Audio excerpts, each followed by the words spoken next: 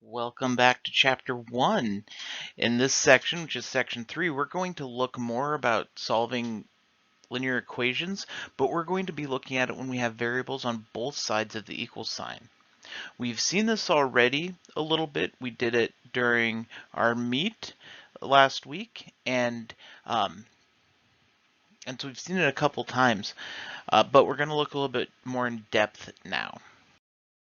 So, our learning targets for today. We can solve equations with variables on both sides. That means on both sides of the equal sign. And we can identify whether linear equations have one solution, infinitely many solutions, or no solutions. Some of you already remembered that that was a thing when we were doing our Google Meet. So to solve equations with variables on both sides, we have an equation here, and this is just like solving a linear equation, except it adds an extra step. We have the variables on both sides. We have to move them to the same side. So I generally move the smaller of the two, just because I like to keep my variable positive. It's one less mistake to possibly make when we're dividing if we have to divide a negative number. So I would typically subtract the 2x. There we go. I'd subtract the 2x from both sides. And what that leaves us is 3x minus 2x is x minus 5 equals the 2x minus 2x cancel out because it equals 0, so it equals 1. And now this is just like what we were doing in the last section. We have an equation, we just need to solve for x. So next we need to get rid of that addition. So plus 5, and so we have x equals 1 plus 5 is 6. And that's it. It's possible we could have had a number in front of x still, and we would have just had divide by that number. We'll see that in just a second. But in this case, it turned out to just be 1x, so just x equals 6. So do you see how this is basically the same thing that we were doing when solving equations? It's kind of nice. It's really just more practice with just one extra step. They're just a little bit harder, but it's the same skill that we've already been using. So our next one is already here. Look at that. So here we again have variables on both sides, but we have this set of parentheses to deal with.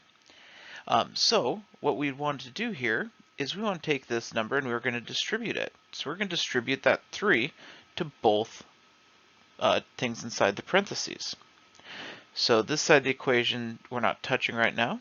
6w minus 33 equals 3 times 4w. 3 times 4 is 12, so we have 12w minus 3 times 5 is 15. All right, now this is just like what we had in that first problem. We need to move our variables. We have a 6w and a 12w. It really doesn't matter which way you move the variables. Again, I like to keep them positive, just so that we don't have to deal with that extra negative. So I'm going to subtract 6w from both sides. And notice when I'm showing my work, I'm putting what I'm doing underneath what I'm doing it, what I'm combining it with. That really helps with organization. You might think that on a problem like this, it's like, well, I don't know, this one's kind of easy for me. I don't need to do that. They will not always be easy for you. Some of you might be working on these and struggling with these a little bit, but regardless, they will not always be easy. Practicing showing your work in a very organized, neat, logical fashion will help you when you get to harder problems. So we subtract 6w minus 6w is 0. So we have negative 33 equals 12w minus 6w is 6w minus 15. We can add 15 to both sides now, because we're trying to get the w by itself.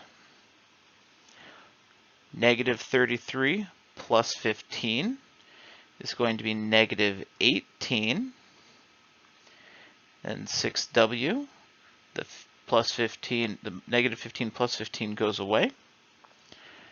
Now we can divide. See, this was the step we didn't have in that last problem. We didn't have the division. And so now negative 18 divided by 6 is negative 3 equals, those cancel, and we have W. So negative 3 equals W, or W equals negative 3. If you would have moved the variables the other way, if you would have subtracted the 12W out in the beginning, that last step would have been negative 6W equals positive 18. And when you divide, you'd still get negative 3. So that's a harder of the questions. I mean, that's really as hard as they get. So we're going to go ahead and try a problem. So I'm going to give you a problem. You're going to make sure you have paper and a pencil. And you're going to, when I tell you to, pause the video, work out the problem, take as much time as you need, make a sandwich in the middle if you need to.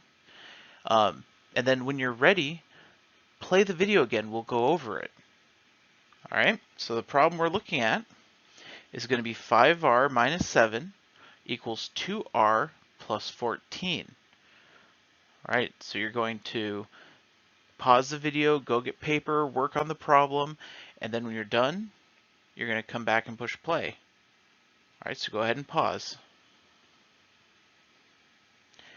All right, welcome back. Did you do it? How do you think you did? Did you not do it? If you didn't do it, pause the video, go back, do the problem. This is part of the process. It will help you. All right, now that everybody has done it, or everybody who wants to learn has done it, let's look at this. So the first step, we're going to move the r's. We have 5r and 2r. I'm going to pick moving the 2r. That was, there we go. So we move the 2r, 5r minus 2r is going to be 3r. So I have the minus 7 equals 14. Next step, we have to add that 7. So we end up with 3r equals 14 plus 7 is 21. And now we can divide by 3. And so we get r equals 7. Is that what you got? If so, awesome. If it wasn't, did you see what mistake you made? Do you see where you went wrong? So you're still going to practice this. There's still plenty of time to practice if you were struggling. We actually have a few more problems like this coming up right now. So we have this problem. All right, let's look at this problem and see what happens here. The first thing we need to do is we need to get rid of the parentheses. So we're going to distribute. So we end up with 5 times 5t is 25t, plus 5 times 1 is 5, equals 25t minus 7.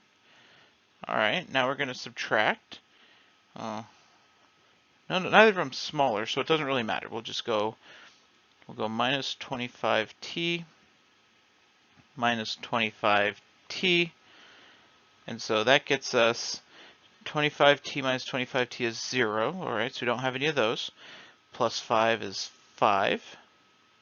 Equals 25t minus 25t is 0. All right, and then we still have a minus 7. And, uh-oh, our variables disappeared on us. That's weird. All right, well, let's come back to that. We'll try another problem first. We'll see what's going on there. All right, here's another problem. It looks kind of the same, a little bit different. We're going to distribute again.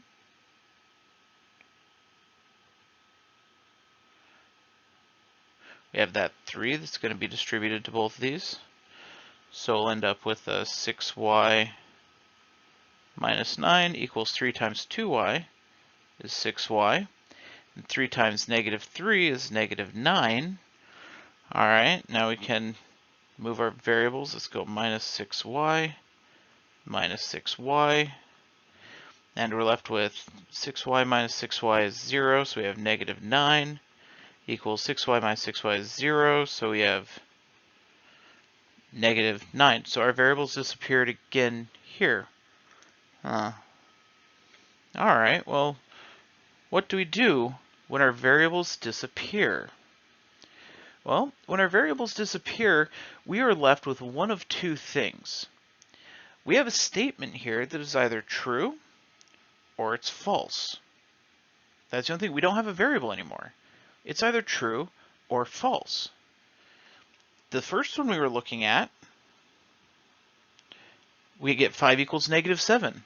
Is that a true statement? No, 5 doesn't equal negative 7. That is definitely a false statement. And then the second one, we had negative 9 equals negative 9. Is that true? Yep, that's true because negative 9 does in fact equal negative 9. And there we go. My pen is having a little bit of a stroke here. All right, so that's a true statement. If the two things are actually equal to each other, it's true. If they're not equal to each other, it's false. So what does that mean? Well, if it's true, that's called an identity. That means that every single number we could put in for that variable will make it work. So this is an identity. And it means that there's infinitely many solutions because any number you put in will work. The other ones that we've been looking at have had one solution. X equals 3. That is one solution. Here you could put anything in. That's also called all real numbers. That's any real number. Any number that you can think of, you could put in there and it will make it true. All right, so how about if it's false? If it's false, it's called a contradiction. Ooh, we'll go all real numbers there. If it's false, it's called a contradiction. And that means that there are no solutions. It does not matter what number we put in there. There is no number that we could put in there that will make that work. So in our Google Meet thing, we had the thing where the two people said that, hey, I think there's no solutions here. And the other person said that, no, there's going to be a solution. Well, yes, no solution is possible, but you had to have that same number. With what we had, we couldn't get the same number to make those variables disappear. So that one had to have a solution. But when we don't have to just pick from the numbers like that, we can get no solutions. The symbol for no solutions would be that. It's called the empty set. It just means that nothing works. It does not mean 0. It means nothing works. It's actually that it looks like a 0 with a line through it. It's actually the Norwegian letter or Scandinavian letter. So when the variables disappear, it's going to be one of two things. It's going to be either true or false, an identity or contradiction. Those are good vocab words. You're going to be asked about those. Tell whether or not it's an identity. That means that the variables disappear and it's true, and it's infinitely many solutions. Same thing with contradiction. And then how many solutions they have. So you're going to try one. You should already have paper and pencil. You might still have half a sandwich, so that's good. But you're going to, once you see the problem, pause the video, work on the problem. When you're ready, come on back and we'll go over it. So our problem, I picked a big one because I think you guys can handle it. And I'll give you a hint. The variable should disappear on this one. 16 times 4 minus 3m equals 96 times negative m over 2 plus 1. All right, so go ahead and pause, and then come on back when you're ready. All right, welcome back. How do you think you did? Did your variables disappear on you? I hope so. So we have two things to distribute here. We're going to distribute the 16 to both of these. So we have 16 times 4 is 64 minus 16 times 3m. 16 times 3 is 48m. Equals 96 times negative m over 2. That's a divided by 2 or times 1/2. 96 times 1/2 will be a negative 48m. And 96 times 1 is plus 96. Our next step, we're going to add the 48m. So we end up with 64, well that's 0, so 64 equals 0 plus 96. 96. Does 64 equal 96? Sure does not. So that is a false statement, which is a contradiction, which means it's the empty set. All right, so that's dealing with the variables on both sides of the equal sign, with the also addition of maybe losing your variables entirely and having either an identity or contradiction. So you're going to work on this. I'm going to see you in class, but until then, keep working problems, keep asking questions, and as always, happy mathing.